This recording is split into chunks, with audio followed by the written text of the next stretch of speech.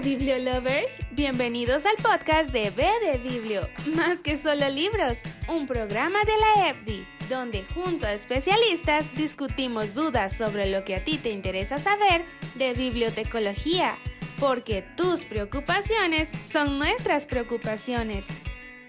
Vamos, acompáñanos a cambiar el paradigma de la bibliotecología. Episodio 1. ¿Qué hacer después de que nos graduemos? Nuestra invitada de hoy es Catalina Hernández Salazar. Ella es licenciada en Bibliotecología y Documentación de la EBDI, egresada en 2013, si no me equivoco, y actualmente es la directora de la Biblioteca Pública de Moravia. El tema de hoy es qué hacer después de que nos graduemos. Nuestros compañeros estaban muy preocupados porque tenían muchas preguntas sobre qué se debe hacer, sobre el colegio de profesionales en bibliotecología y digamos sobre los aspectos laborales. Todos están muy preocupados, digamos, en qué pueden trabajar, y entonces por eso es en lo que queremos saber si nos puede colaborar hoy. Claro que sí, yo encantada más bien de estar aquí con ustedes.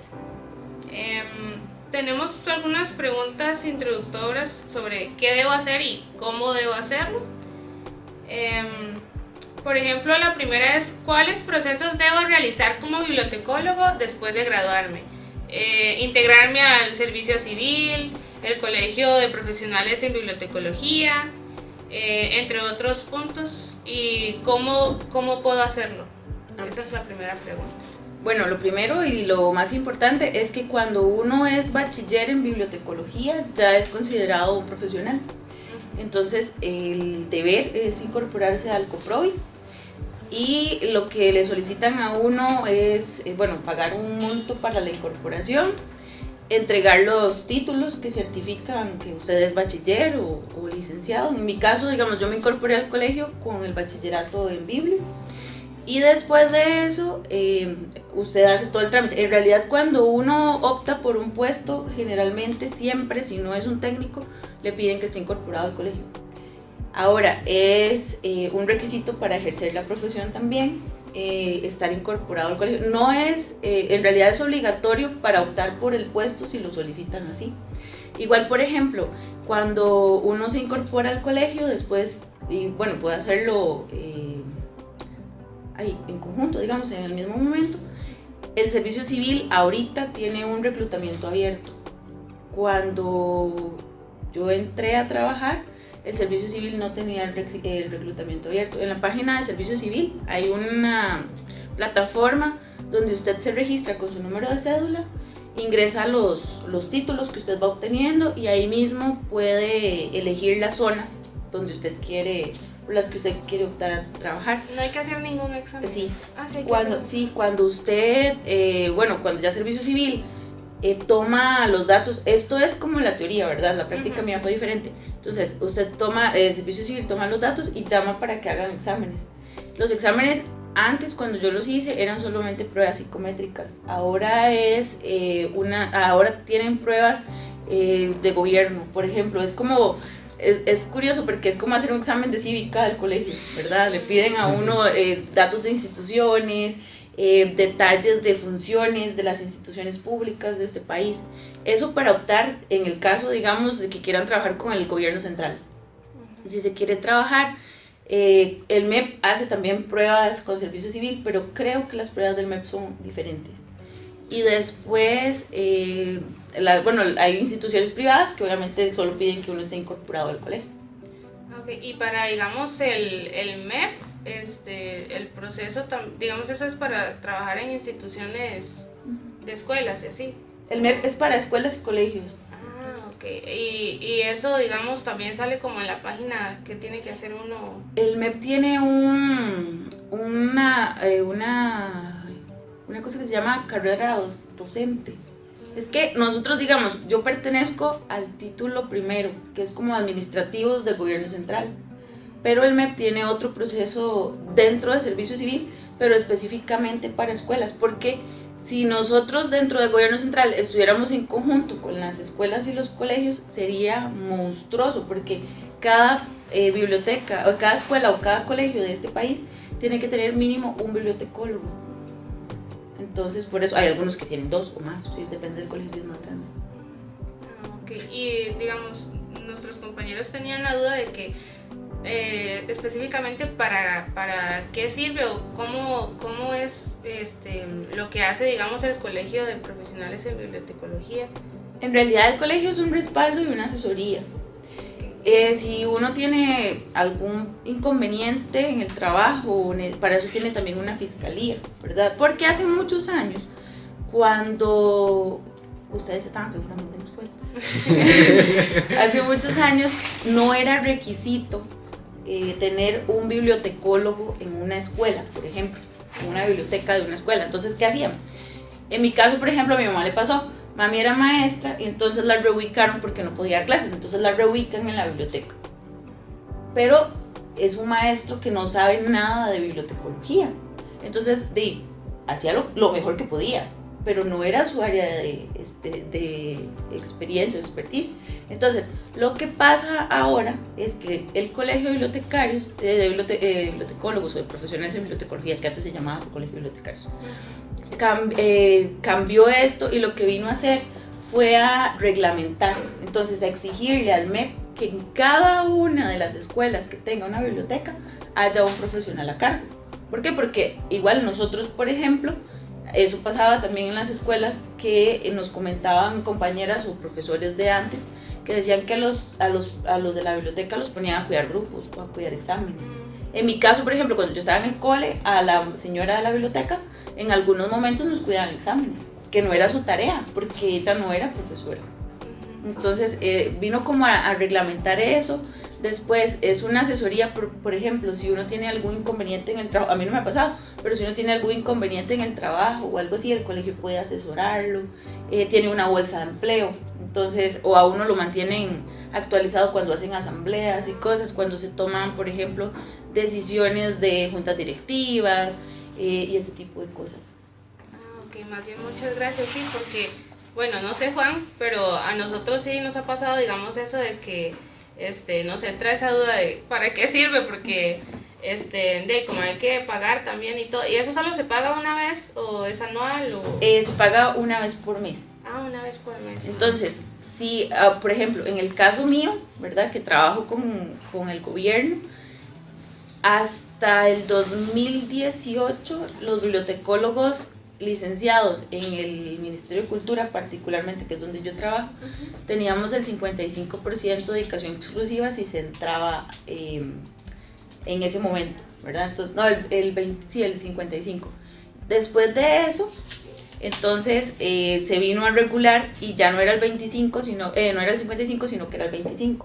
Pero los que entramos antes de eso, tenemos la dedicación exclusiva, pero como requisito tenemos que estar al día con el colegio. Entonces, cuando uno hace la renovación de la dedicación exclusiva, el Ministerio de Cultura, en el caso mío, pregunta al colegio bibliotecario si yo estoy al día con las cuotas, porque eso es requisito. ¿Dedicación exclusiva? La dedicación exclusiva es, por ejemplo, cuando uno ejerce una profesión, entonces yo puedo, por ejemplo, hacer fichas catalográficas para las editoriales o para la gente y cobrar lo que se cobra una ficha catalográfica.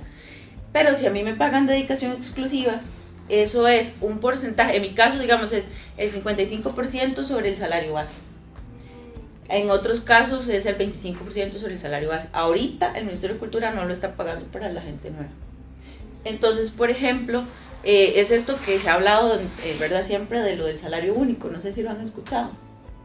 ¿No han escuchado que, se ha hecho diferentes protestas y cosas en torno a la ley de empleo público y el salario único? Entonces, por eso es que se ha venido como cambiando eso, porque son como pluses. Entonces, si yo, por ejemplo, como profesional, alguien me pide que haga una ficha y yo le cobro, a mí me pueden sancionar y me quitan la dedicación exclusiva. ¿Ven? Entonces, solamente, digamos, puedo trabajar para el Ministerio de Cultura y para lo que me están pagando. No puedo hacer nada por fuera. Ya, pues yo, Juan. Ajá, sí, no. No se puede, o a uno el buen pastor. Bueno, ahora tenemos preguntas sobre complementos de la carrera. primero tenemos la pregunta, digamos que, ¿cuáles licenciaturas me amplían las oportunidades laborales? Depende de lo que quieran hacer. Por ejemplo, si se va a trabajar en el MEP, es lo ideal tener algo relacionado con administración educativa o algo relacionado a eso. Yo, por ejemplo, mi licenciatura es en bibliotecología y documentación porque trabajo específicamente en una biblioteca pública, ¿verdad? O eso me permite trabajar en una institución pública o trabajar en una institución privada. Pero el MEP sí solicita que tengan como una parte de carrera docente, porque ellos tienen como un mecanismo distinto. O sea, mi licenciatura, por ejemplo, en el MEP no es tan bien pagada como algo relacionado con educación. Okay. Sí, de hecho tenemos una compañera que ella quería trabajar como en bibliotecas escolares y así. Entonces, el énfasis en educativas es lo mejor. De hecho, por ejemplo, o si ustedes quieren, no sé, especializarse en catalogación o algo así. Sí, pero es la misma, digamos. Okay. Sí funciona igual. La diferencia más que todo radica entre lo del MEP y lo demás. Okay, muchas gracias. Después tenemos qué carreras o cursos se pueden llevar para complementar nuestra carrera. Uy, un montón. Por ejemplo, sí, porque por ejemplo, a nosotros no nos capacitan en la parte de administración. Bueno, yo no sé ahora, ¿verdad? En la parte de administración. Hay como 3 cursos, uno es sí. Organización administrativa, dirección de unidades de información. Y creo que hay uno último. Sí, no me acuerdo. Algo de organización de conocimiento, sí, algo de administración, algo de gestión del conocimiento, creo que es. Sí, y bueno, bibliometría también. Bueno, no se llama.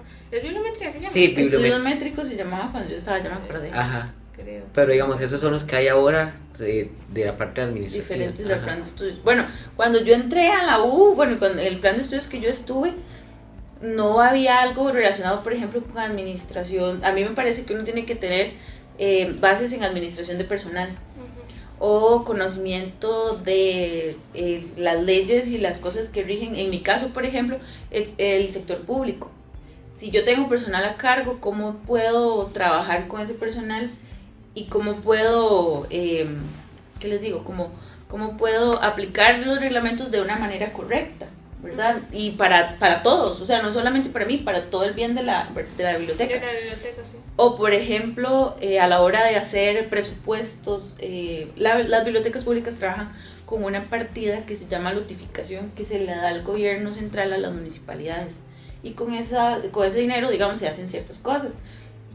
Yo no tenía capacitación en SICOP, por ejemplo, ese tipo de cosas. ¿Cómo compro, no sé, un lápiz? ¿Cómo hago para buscar un mueble que necesito para la biblioteca? Ese tipo de cosas uno no las, ¿verdad? La universidad no se las da, entonces hay que aprenderlas como en el camino, igual que la parte de administración de personal. Nosotros, cuando yo estaba en la U, llevábamos un curso que se llamaba Multimedios, pero toda la parte, por ejemplo, de desarrollo de redes sociales y trabajar con redes sociales y esto, las tecnologías sí las teníamos, pero digamos, no, cuando yo entré, por ejemplo, nunca me imaginé que iba a trabajar administrando una página de Facebook, porque en ese momento las redes sociales eran para paguear, pero se convirtieron en el medio de difusión de nosotros como bibliotecas que no tenemos dinero para pagar una pauta publicitaria o una valla o lo que sea. Eso es lo que nos proyecta a las comunidades y al mundo. Entonces, en ese tipo de cosas, o por ejemplo, hace como 2 años, o 3 años, llevé uno aquí con el profe Freddy, que era de edición de videos. Entonces, cómo hacer diferentes videos atractivos para la biblioteca, que de hecho, ese todavía lo usamos por ahí. De hecho, por ejemplo, cuando yo entré y cuando estaba con ustedes, yo me acuerdo que era el cambio de los ficheros a las bases de datos. Entonces, la gente que trabajaba, los mismos profes de nosotros, nos explicaban cómo era esa transformación. Aprender a hacer códigos QR, me tocó aprenderlo sola, ¿verdad? O sea, ese tipo de cosas hay que aprenderlo sobre la marcha. Pero sí es bonito tener ese complemento, o sea, uno nunca termina de aprender. Hay gente que trabaja en unidades de información especializadas que se especializan en un campo. Por ejemplo, la profesora Sheili Vallejos, ella trabaja yo no sé si todavía, pero trabajaba en la comisión de emergencias, creo que sí, todavía. Y ella se especializó en desastres, tiene una maestría en desastres. Porque a pesar de que no es solamente bibliotecóloga, ella también trabaja ahí, o sea, tiene que saber de eso. En algún momento yo trabajé en el AIA y uno se convierte en un ingeniero más, o sea, ya la gente habla con los tecnicismos de ellos, como una vez una muchacha me dijo que si yo tenía información del codo de ariete. Entonces yo, ¿y el codo de ariete qué es? ¿Verdad? Entonces es la unión de los, no sé si han visto que cuando uno pega dos tubos y tiene como un codito, Ajá. ese es el codo de ariete, pero bueno, ella tuvo que explicarme, exacto, ella tuvo que explicarme porque yo no sabía, pero entonces ese tipo de cosas uno las aprende sobre la marcha. Cuando trabaja en instituciones especializadas en un tema, pues es bueno también complementarse con ese tipo o empaparse de ese tipo de temas. Sí, y digamos, usted no llevó otra carrera, ¿verdad? No. ¿Y no le hubiese gustado llevar? En realidad está en una idea por ahí, a mí me encanta la comunicación, entonces quiero ver si puedo sacar una maestría en comunicación. Entonces, Debería. Sí, porque digamos la universidad, el objetivo mío cuando entré a cuando entré a la U era estudiar periodismo. No era estudiar bibliotecología, entonces... Si tiene el porc. Sí, será. Pero el objetivo, digamos, era eso. Pero sí me gustaría mucho especializarme en comunicación por un tema, no solamente personal, ¿verdad? Que me encanta la comunicación, sino porque los bibliotecólogos generalmente tienen miedo de salir. Entonces, se trabaja mucho y se hacen muchas cosas, pero a la hora de enfrentarse a una realidad y de trabajar, entonces, y de mostrarle a la gente esa realidad, ya la gente no quiere salir. Entonces, le tienen miedo a las cámaras, o les da vergüenza, o ese tipo de cosas. Y hay que comunicar lo que se hace. Más ahora. Exacto, y vean, de verdad, con todo esto de los recortes presupuestarios y todo, quienes sufren muchísimo son las bibliotecas, pero muchísimo. Nosotros, digamos, en el caso particular de las públicas y del gobierno, en el Ministerio de Cultura, en el 2020, con la pandemia, se redujeron cualquier cantidad de plazas. Entonces, hubo muchas plazas que se perdieron, que se recortaron y se perdieron porque hubo gente que se jubiló y esas plazas desaparecieron. Entonces, ¿cómo uno justifica lo que uno hace? Además de que los bibliotecólogos tenemos que hacer de todo. Y se aprende mucho de todo también. Sí, mucho. Sí, de hecho, teníamos, creo que fue ese mes, el año pasado, que una muchacha de una biblioteca municipal, no sé si Juan se acuerda de ella. Ella nos decía que, digamos, ahorita como estábamos en pandemia y todo, ella lo que tuvo que hacer para poder comunicarse con los usuarios fue empezar a hacer live y todo en Facebook, y se dio cuenta que si ponía la cara de ella se conectaba más gente, porque la gente como que le gusta más, ¿verdad?, interactuar más. Y entonces ella se ponía hasta filtros y cosas y para que la gente se quedara. Y eso nos pareció muy interesante también porque no es cualquiera, no todo el mundo le gusta, o aunque a uno no le guste, tal vez intentarlo, ¿verdad? Porque es importante para llamar más gente y llamar la atención y así. Y después de una, perdón Lucía, y después de una pandemia, yo creo que la pandemia vino todavía a virtualizarnos más, porque por ejemplo, a mí la pandemia me agarró trabajando en la Biblioteca Nacional. Ya para eso nosotros hacíamos en vivos. Primero con mi celular, después con un celular que nos dieron, así se empieza, ¿verdad? Ya ahorita, el día de hoy, en la Biblioteca de Moravia, las transmisiones se hacen con mi celular o con el de mi compañera, porque no existe un celular de la biblioteca como tal. Pero bueno, ya las cosas no son de uno, o sea, se convierten en parte de los activos de la biblioteca. Pero lo que sí les quería decir es que ya ahora uno tiene un público más exigente. Entonces, por ejemplo, ¿qué hacemos nosotros? La gente no sabía que existía el WhatsApp Business, yo tampoco, y no sabía que funcionaba con los teléfonos de los fijos. Uno conecta un teléfono fijo y tiene que tener un dispositivo. En el caso mío, digamos, es la tablet. En el caso de algunas compañeras, es el mismo celular de ellas. Entonces, el Sinavi a mí me dio una tablet. Entonces, cuando yo les doy el número del 2236-5222, todo el mundo me dice, ¿eso es un WhatsApp? Y yo, sí, es un WhatsApp. Entonces lo que hacemos es que con el business funcionan las computadoras de las 3 personas que trabajamos en la biblioteca. Entonces cualquiera de las 3 contesta las consultas. ¿Qué pasa? Que la gente entonces quiere, no sé, saber qué hay sobre cambio climático. Entonces ya uno va y toma las fotos si son libros o busca en internet en sitios, ¿verdad?, claramente reconocidos y le manda la información a las personas. O le dice, bueno, yo quiero, antes, porque en pandemia se atendía con cita, entonces yo quiero una cita para tal día, tal hora, se puede. Entonces nosotros por ahí igual contestábamos, pero son medios que uno utiliza, ¿verdad? Entonces ya el público no solamente llega a la biblioteca porque quiero ver un libro, sino que pide cosas por otros medios. O se hacen transmisiones en vivo de las actividades. ¿Por qué? Porque puede que yo tenga aquí 3 personas, pero conectadas tengo 10. Y de aquí a un mes, 140 personas vieron la transmisión, ¿verdad? Entonces, ese tipo de cosas funcionan súper bien, pero súper bien. Yo soy súper fan de hacer transmisiones en vivo, de contarle a la gente las cosas, de ofrecerle a la gente diferentes alternativas. Cuando yo entré a la biblioteca de Moravia, yo tenía una idea un poco diferente de ciertas cosas y me ha tocado cambiarme el chip, ¿verdad? Y decir, iba a decir el cassette. me ha tocado cambiarme el chip y decir, no, o sea, la biblioteca no es para mí, es para la comunidad. ¿Qué quiere la comunidad? Entonces hagamos tal cosa. Dice que si es recomendable después de graduarnos llevar algún posgrado, que es lo que estábamos hablando ahorita, pero... Ok, en realidad sí, ¿verdad? Eso depende de cada persona, ¿verdad? Depende de lo que quieran hacer. Yo tengo compañeras de la U que sacaron un posgrado en docencia porque querían dar clases. Entonces, depende de lo que usted quiera hacer, pero yo sí pienso que sí es recomendable. Igual, es recomendable seguir aprendiendo. A veces ni siquiera es solo un posgrado, pueden ser cursos alternativos. Por ejemplo, si usted no habla inglés, entonces saque un curso de inglés, o si quiere especializarse en un idioma, en X cosa. Hay compañeros que son, al día de hoy, informáticos y bibliotecólogos, que sí sacaron la carrera completa, otros sacaron nada más una maestría. Pero sí, yo pienso que por un asunto de complemento, sí, además de que Biblio es una carrera muy,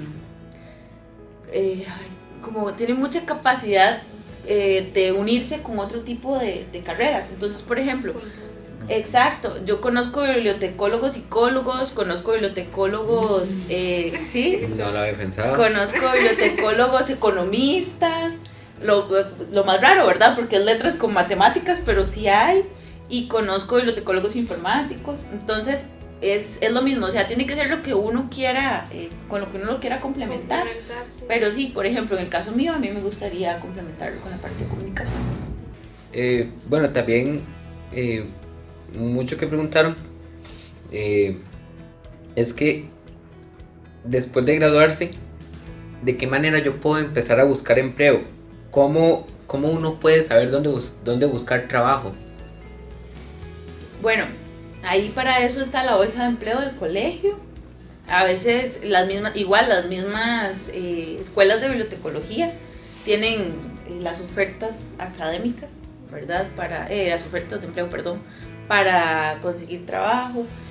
En aquellos años, yo no sé si ahora, había una bolsa de empleo, ¿verdad? Bolsas de empleo virtuales que pueden funcionar también. O hay páginas donde uno crea un perfil de acuerdo a su, ¿verdad?, a su área laboral o lo que usted quiere hacer, y entonces le llegan las ofertas si hay en ese momento. Pero lo ideal, ¿verdad?, es también, si quiere trabajar con el gobierno, inscribirse en la parte de la oferta abierta del servicio civil. Pero digamos, para contarles un poquitito, cuando yo salí de aquí, bueno, yo empecé a trabajar con el bachillerato. Entonces, yo tengo compañeras de la U que empezaron a trabajar con el diplomado. Yo fui más vaguita, yo empecé a trabajar. Es que en realidad no, digamos, yo me gradué de diplomado en el 2008 y de bachiller en el 2009, porque como tenía un desastre de horarios, entonces por eso es que me gradué tan junto. Entonces, bueno, yo tengo compañeras que empezaron a trabajar con el diplomado, pues yo empecé a trabajar con el bachillerato. Entonces, cuando yo entré a trabajar, eso es otra cosa, ¿verdad? La gente a veces espera ganar 10 millones de colones saliendo de trabajar, ¿verdad? Con un bachillerato. Yo entré a trabajar a la UCR en medio tiempo en la Biblioteca de Ciencias de la Salud y ganaba como un guarda. ¿Por qué? Porque era bachiller, pero no tenía experiencia. Sí, esa es otra pregunta que nos hacían, de que si la experiencia influye mucho, digamos, cuando uno va a buscar trabajo. Sí, digamos, entre más rápido empiecen a trabajar es mejor. Porque, por ejemplo, yo empecé a trabajar a los 22 años. Entonces, trabajaba en la UCR, medio tiempo, y ahí estuve 7 meses. Después de ahí me ofrecieron una plaza, pero era en la noche y yo estaba en la U. Y la prioridad era terminar la U. Entonces, después de ahí, en esos años la licenciatura era cofinanciada. Eso quiere decir que no lo cubría la beca, sino que uno tenía que pagar las materias como una universidad privada. Después de eso, me quedé sin trabajo, como unos 5 meses, y entré por servicios profesionales a la IA, en un contrato por servicios profesionales. Y ahí trabajé 3 años. El detalle de trabajar por servicios profesionales es que uno tiene que pagarse el seguro, la póliza de riesgos del trabajo, no tiene aguinaldo, el salario no les llega como siempre, digamos, como si uno está por planilla, sino que le pagan, yo no sé todavía, pero le pagaban por cheque, había que esperar cierto tiempo, se trabaja por objetivos o por metas, y después de ahí me volví a quedar sin trabajo, y fue cuando ya decidimos terminar la tesis. Entonces estuve como 5 meses sin trabajo y brinqué a la Fundación Omar Dengo, ahí estuve 4 meses nada más. Y después de ahí pasé a la Biblioteca Nacional, donde estuve 7 años y medio, y ahora tengo casi 1 año de estar en Morán. ¿Y en la Biblioteca Nacional usted en qué puesto estaba? En la Biblioteca Nacional yo entré como un referencista. Era referencista en la Biblioteca Nacional. Después de eso se jubiló mi jefe inmediata del departamento y me dejaron como coordinadora del departamento durante 2 años y algo, pero como se eliminaron las plazas, entonces era un recargo de funciones lo que tenía. Quedan muchas preguntas. Pienso que podemos hacer una muy interesante, que es ¿cuál es el salario mínimo que yo puedo aceptar como bibliotecólogo? Jesucristo. Es que está potente. sí, está potente. Para eso, si es una institución privada, Ajá. puedes revisar las tablas que están en la página del Ministerio de Trabajo, que dicen cuánto tiene que ganar un profesional en el área. Por ejemplo, ellos dicen cuánto tiene que ganar un licenciado un licenciado, o cuánto tiene que ganar un bachiller. Esas tablas están en la página del Ministerio de Trabajo. Ah, ok. Sí, es que de hecho tenemos compañeros que dicen que han escuchado que bibliotecólogos en la parte, digamos, de empresas privadas o así, Sí, no les pagan muy bien. es cierto. Digamos, cuando yo trabajé en una institución privada, en algún momento, ganaba el salario mínimo de un bachiller. Y ya era licenciado. Ajá. ¿Verdad que sí es más recomendable, digamos, uno seguir para terminar con licenciatura y poder conseguir un mejor trabajo? Sí, digamos, uno puede empezar a trabajar Ajá. con un bachiller, pero sí es importante sacar la licenciatura porque la licenciatura es mejor pagada. Ah, ok. Todo le digo a Juan que apunte. Entonces, agradecerle a Catalina por haber venido hoy. Tal vez otro día puede venir porque nos quedaron muchas preguntas. Sí, en realidad muy abierto el tema, muy abierto. Aquí quedó abierto el tema. Bueno, nada más es que ahora que usted mencionaba los servicios profesionales, ¿eso qué es? ¿Es como el servicio civil o...? No, los servicios profesionales es, por ejemplo, cuando uno trabaja por objetivos. Entonces, el detalle o venta de servicios. Entonces, el detalle del servicio civil, los servicios profesionales, es que uno no trabaja por una planilla de X institución, sino que le pagan por un objetivo cumplido. Entonces, usted tiene que trabajar por ese objetivo, pero usted de lo que le paguen, o sea, si me pagan 100 colones, de los 100 colones yo tengo que sacar el dinero para pagar el seguro, que tiene que estar asegurado como trabajador independiente, y la póliza de riesgos del trabajo. Eso tiene que salir de los 100 colones que le pagan a usted. No, sí, vale, pero Vamos. Por experiencia vale la pena, Sí, pero por experiencia. si usted me dice a mí que si yo lo recomiendo, yo le digo que no. Espera. No olvides seguir las redes sociales de la EFDI para enterarte de los próximos episodios. Recuerda, Biblio es más que solo libros. Este programa fue presentado por la Escuela de Bibliotecología, Documentación e Información de la Universidad Nacional. Hasta la vista, baby.